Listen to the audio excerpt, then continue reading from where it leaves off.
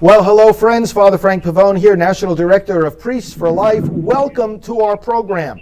I am delighted today to welcome Mike Lindell, who you may have seen on television. He heads up MyPillow.com. Michael, thank you so much for being on the program with us today. How are you?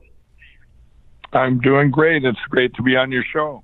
Well, congratulations on your company, and I use a MyPillow myself, and I can only imagine how many people you have helped to get a good night's sleep. And of course, anything and everything else that people do is really affected by how well they sleep. Tell us just in a nutshell how you were blessed by God to have what has become such a successful business. Well, it goes back. I actually had a dream, and I believe it was directly from God back in 2004, and it took me about a year to invent MyPillow, and finally I did get it invented, and I was turned down everywhere. Nobody would take it. No box stores, no TV. Nobody would take it, and I ended up doing. Someone said, "Mike, why don't you do a kiosk?" I said, "How do you spell that?" And then I did that, and I couldn't talk to people. I was very, I was an addict. I was a crack cocaine addict and a cocaine addict back in the day, and they back then. So I didn't do the kiosk very much. My wife at the time did, and we only sold about 80 pillows. But I happened to sell one there. I was there the one day, and the guy said, "You got a business card?" I said, "No, I'm all out." And I gave him this business card, just wrote my name on a piece of paper. And he called me in January. He said, "This pillow changed my life." He said, "Are you the inventor?" And I said, "Yeah." Yeah. And he said, "Well, I run the Minneapolis Home and Garden Show. Would you like to come in the shows?" So then I did shows for 5 years, and I lost pretty much everything though during that time. And I ended up, by the grace of God, quitting all my addictions overnight in January 16, 2009, it's been quite a journey. I ended up doing, I said, well, if nobody will take us, we'll do an infomercial. And we did it with a real audience and a friend of mine. And I was told it could never work. You have to get an actor and someone that's been on TV. And the night before, the producers, he texted the other guy when we were doing our reads. He said, "This guy's the worst guy I've ever seen. He'll never make it on TV." And now we've sold 44 million pillows. I have 1,600 employees, and it's been absolutely amazing. One of the things too I want to say is, you said it there, how it affects everything we do and help millions of people. Yeah. I have been so blessed to be a part of MyPillow that God gave me to put this chose me to with this amazing platform, which is just a platform for a much bigger thing, but. What kept me going all those years, people say, "How can you have this much passion for a pillow 13 years later?" And it was all the people that came up and the stories, and they'd say, "You changed my life. It helped me in everything." Because sleep affects everything we do, quality sleep. And that was so rewarding to me. Yes. I was never about the money. I was about helping people, and it felt so good every time. It does feel good, and you are helping a lot of people. And, of course, God helped you, as you mentioned, Mike, coming out of various addictions. And tell us a little bit about that, how he rescued you. And I understand that you're also involved in helping a lot of people through various recovery programs. Right. Well, back in 2008, a lot of stuff happened in 2008, but one of the things that happened, a friend came to me, and he was my equal. We had both done cocaine at the same time in the early 1980s, and we had both switched to crack cocaine in the early 2000s. So he was my equal. I'd been in a lot of treatment centers and stuff, and if you don't. The counselors that have never been where I've been, it didn't resonate. Well, he came to me. He had been straight for 3 years, and I had heard he had found Jesus, and he came in, and it's a month before I quit now, and he came walking in this place. I lost everything, and he came walking in. He says, I said, "Dick, what are you doing here?" He says, "Well, the Lord led me here." He said, "What's going on?" And I knew I hadn't seen him in about a year, but I knew he had been straight for 3 years. And I said, "Well, as long as you're here, I got a lot of questions for you. And the first one I asked him, I said, "Is it boring?" And he said, "No, man, it's not boring." But using that premise, and then a month later, I actually I kind of made a deal with God. I quit. I said I want to wake up in the morning and never have the desires again, which I did, and that was the last day. I never had a desire for any of the drugs, alcohol, gambling, anything again. But 2 months after that, I went to my church, and they had a faith-based treatment center there, an outpatient. And I went in there, and I told this guy, this counselor, I said, I just walked in the door. I said, "Yeah," I said, "I'm going to have a book someday, and this pillow is a platform for God. It's going to be so big, and I'm going to I'm going to help people someday. So many people I'm going to help with their addictions." I mean, I was so, it was so out there. He went home and told his wife, he says, "I think this guy's still on drugs." But one of the things I learned when I went in his program, it was different than anything I'd ever been in. When I went in, I started telling about all my cocaine and crack and stuff. He goes, "No, we don't want to hear about that here." He says, "We want to talk about your father." He said, "Let's go.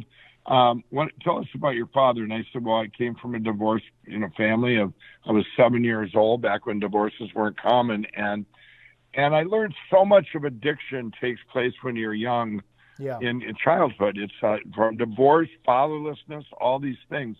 So I've combined with what I know.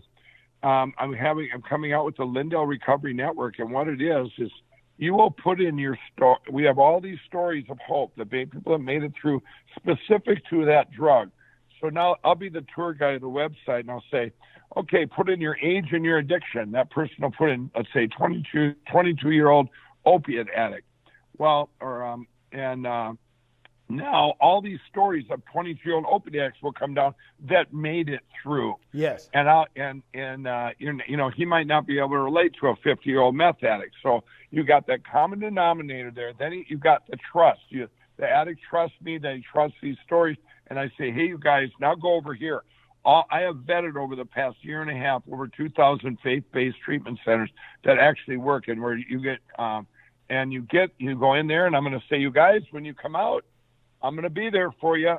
I'm going to have paid mentors all over the country, full-time careers." That's all they do is mentor these guys, and an app. So they'll put in like something specific that happens that normal people, normally you might relapse. My girlfriend didn't wait for me. Well, put it in the app, and someone that's been through that, one of these mentors that's been through that, will get you through it. And then you also have your regular mentor, but it's an amazing circle of help. You have hope, you have the help, and then you have the mentorship. It's going to be amazing. That is awesome. It's really such an expression of God's love for us, and to have a Savior. I mean, He saves us when we can't save ourselves, and you're helping to reach these people with that kind of saving help. Now, of course, another arena where people are really getting damaged and where a lot of recovery is needed is the whole area of abortion. And those of us in the pro-life movement are so grateful to you for having gotten behind this new movie, Unplanned. I've known Abby for a long time. She came to me after she came out of the abortion industry, and we worked to get her healing and to start healing all the different people that were coming out of the abortion industry, especially when they heard her story. Many others started coming out. And there's a long process of recovery, as you know, for those who have worked in abortion clinics. There's also a lot of recovery needed for those moms and dads and families who have lost children to abortion. And so I think this, providentially ties in very well with the whole spirit and vision that God has given to you, because now this movie is going to bring a lot of people face to face with their own need for recovery after abortion. Tell us, Mike, how it was that you ended up getting involved in backing the movie Unplanned. Well, that was a divine appointment. I was literally on a tarmac waiting to go to Israel, and we, my gal and I, Kendra, we said, I got this phone call, and I had met these guys before, these producers, but they called me up. They said, "Mike, we've gotten prayer that you're going to be in our movie." And I'm going, "Well, I haven't got that yet." and they said that, and they didn't even ask for any funds or anything. I said, you know what? And I said, well, do you need money too? And they said, well, we're looking for funds, but God has showed us you're going to be in it and all this. And well, I said, let me call you back. I got off the phone and we prayed about it. And it wasn't even, it was like, yes, you for sure need to do this movie. And so I called him back. I said, yes, I'll be in it. Now that was last spring and a year ago. And if I'd have known, I mean, then we got back from Israel. I had to go down to secret place in Oklahoma. We filmed it, and I had my cameo, and I said, I was all in. I put in $1 million towards the movie.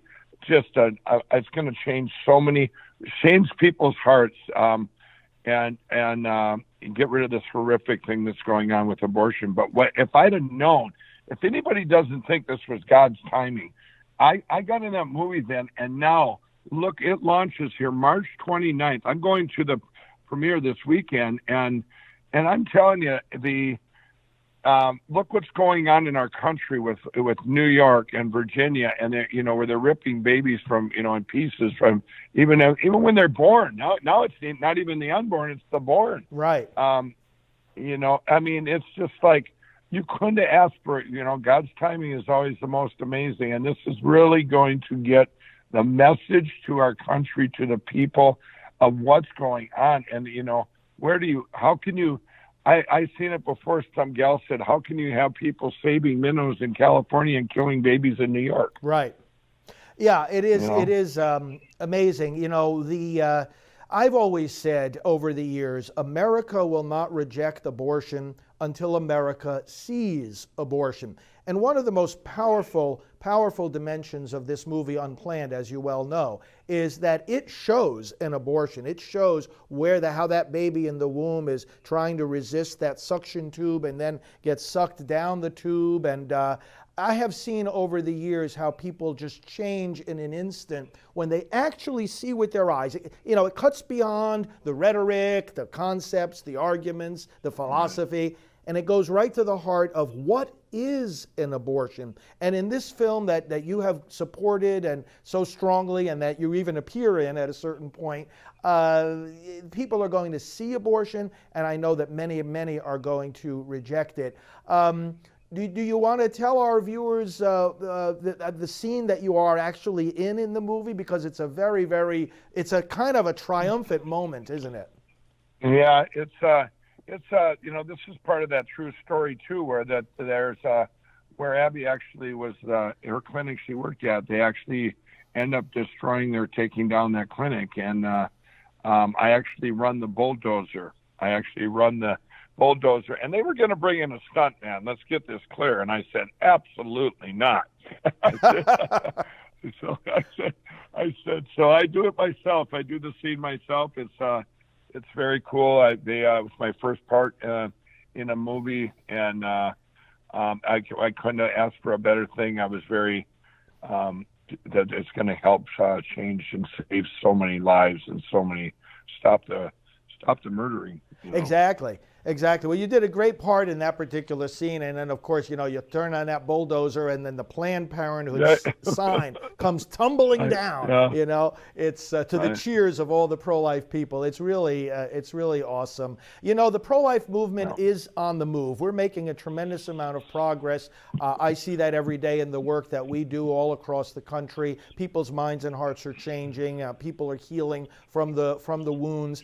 And we're even making progress politically, because right now we have in the White House a man that I know you admire very much, as do I, a man who's been the most pro-life president that we have ever had.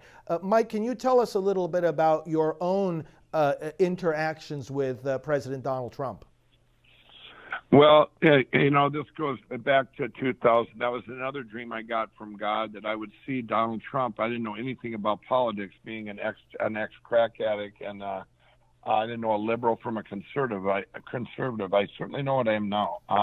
But in the summer of 2015, I had a dream that he was that I would be in a room with him, and then he announced his running for president, and And this just came all the way up to all these divine appointments. I can't even say all of them. It was just goes on and on. I have a book coming out, but I was picked out of 12 people to pray with Ben Carson in a room when he was still in the running. But anyway, that all came to fruition one day, and where Donald Trump did reach out to me and said, Mike, this is Donald Trump. Would you meet me in New York City in Trump Tower? And we ended up in that meeting August 15, 2016. I walked in there, it was just him and I. The first thing he asked me, he says, Mike, you always wear your cross. Are you a Christian? And I said, yes, Mr. Trump, and this is a divine appointment. And we talked about the inner cities. We talked about God. We talked about all these things, and all these things he said he was going to do. And I go, wow, this is the most common sense president I've ever seen. He's going to be the greatest president in history. But I did one thing I want listeners to know. I went out and talked to his employees, and every one of them was like talking to one of mine. And I'm telling you, you can tell a lot about the man if you talk to the people that work for him. Yes. And he has been everything we talked about. He's the greatest, most pragmatic, common sense president. And I'll tell you, people ask me all the time, is he really like that? I'm going, well, look at all the stuff that's gotten done in spite of all the attacks. That's right. And to have someone, we are so blessed to have a president that went over to Israel and went to the Western Wall and prayed for wisdom and discernment from God. Yes. I mean, come on. This is, and then to have a pro-life president, and he is, I became friends with him. He is everything. He's like the most down-to-earth, good person. I mean, it's just, and he just keeps in luck. God chose him for such a time as this because he can take it. He can take all these attacks. It's amazing that he can take all these attacks and still he is so protected. I believe God, people that pray for him, people come up to me all the time and they say, Mike, thanks for backing our president. Tell him we're praying for him. I think he has so many people that pray for him for his strength and boy, it works. The guy works 21 hours a day, it seems like. It does, doesn't it? And I know one of the pastors that ministers to him told me that he never met someone more open to the ways of God and learning more about the Word of God and following the Holy Spirit than President Trump has been doing. So it's really... it's for a time like this when our nation is facing so many threats, not the least of which is this culture of killing babies, as you said, not only in the womb, but even now outside the womb. It's astonishing. Well, Mike, so tell our viewers and our listeners how they can get in contact. You said you have a book coming out, and when is that? When do you expect that will be? That'll be in September, and it's called from What Are the Odds from Crack Addict to CEO? And that's by the time you read the book, if you don't believe in God, you didn't read it. You better reread it. I mean, it's these miracles. I'm launching the Lindell Recovery Network. You can always just put in my name and go to my website, michaeljlindell.com, and that's going to have all the information there of all the different sites. I'm going to have my Lindell Foundation, where 100% of the money goes to the vet in need, and you get to hear back a difference you made in their lives. I'm launching that. These are all things that I've been blessed that this amazing platform. I've said it a long time ago. MyPillow is just a platform for a much bigger purpose, and God, God gave us grace on back in 2016 with this president, and we have grace where there's a lot of people we need to get saved, and we had 2 paths to go, and it was during this time of grace we need to get a lot of people saved into Jesus. Well, I really am grateful to your responsiveness to God's leading, His calling, His surprises in our lives. You've had many of those surprises, and I think what you're doing gives an example to so many other business leaders that whether it's our success, our prosperity, it's always a platform for helping people's lives, speaking into the despair that is in so many people's hearts and giving them new hope. your involvement now with the pro-life effort, with this movie. I mean, that I see it all the time. You know, we operate the Rachel's Vineyard, the largest healing ministry in the world for people who have had abortions, and we see this all the time. The hope that comes through the Word of God, through some really good processes of recovery, long journeys of recovery, but nevertheless, turning despair into hope. You're helping to do that, and every one of us is very grateful to you. So, Mike Lindell, thank you for sharing some of your time and your experiences with us today. Congratulations again on your very successful MyPillow.com, and thanks especially for your support for these babies in the womb. We're going to save them, we're going to have the victory, and we're going to celebrate it together. And we're so happy to have allies just like you. God bless you, Mike. Well, thank you, and God bless you all. Thank you. All right. Talk to you. If abortion is wrong, where do we go to say so? We go into the churches, we go into politics, into the media, into business, into education, and into the streets. Some churches haven't wanted to get involved in political hassles with the government, so they've been silent on abortion. They didn't want to get involved in hassles from the government. They didn't want to take the fight to the government.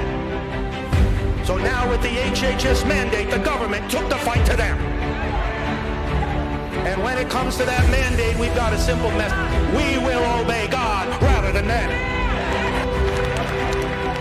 As Alveda can tell us, her uncle said one day to the civil rights movement, we've got a lot of obstacles in our way, but we're not going to let anything turn us around. We're not going to let no dogs turn us around, no water hoses turn us around, no police clubs or jail sentences, and we're not going to let any injunctions turn us around. And so today I say to you, in the pro-life movement, no Planned Parenthood is going to turn us around. No biased media is going to turn us around. No HHS mandate is going to turn us around. No Obama administration is going to turn us around.